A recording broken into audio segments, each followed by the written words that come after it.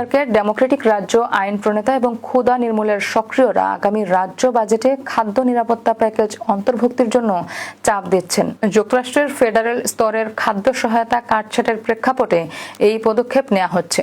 প্রস্তাবিত প্যাকেজে পুষ্টি ও কল্যাণ কর্মসূচির জন্য $150 মিলিয়ন বরাদ্দ এবং খাদ্য সহায়তার ন্যূনতম পরিমাণ মাসে $24 থেকে বাড়িয়ে $100 উন্নীত করার প্রস্তাব রয়েছে। এছাড়া $41 শরণার্থী, আশ্রয়প্রার্থী ও সহিংসতার শিকারদের জন্য $244 মিলিয়ন বরাদ্দের দাবি করা হয়েছে, যারা সম্প্রতি ফেডারেল স্ন্যাপ সুবিধার বাইরে পড়েছেন।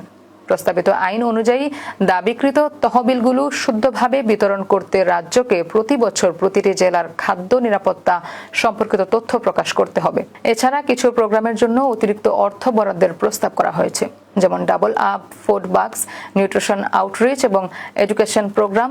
নিউ ইয়র্কের আইন প্রণেতারা আশা করছেন রাজ্য বাজেটে এই খাদ্য নিরাপত্তা প্যাকেজ অন্তর্ভুক্ত হলে দারিদ্র্য এবং ক্ষুধার্ত মানুষের সাহায্য করা সম্ভব হবে।